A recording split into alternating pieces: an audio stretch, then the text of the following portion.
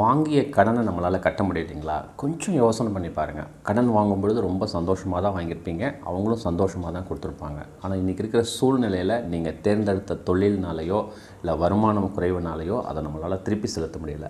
அந்த மாதிரி மனநிலையில் கொஞ்சம் மனசை திடப்படுத்துங்க.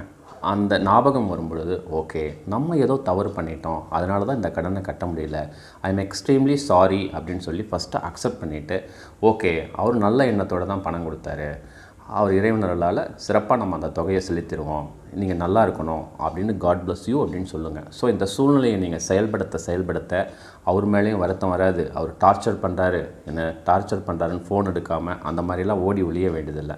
ஸோ இந்த மாதிரி நீங்கள் செயல்படுத்த அந்த பணத்தினை எப்படி நம்ம ஈர்த்து அவருக்கு அந்த தொகையை கொடுக்கணும் அப்படிங்கிற எண்ணம் நம் மனதில் இந்த இறைவன் நமக்கு கொடுப்பார்.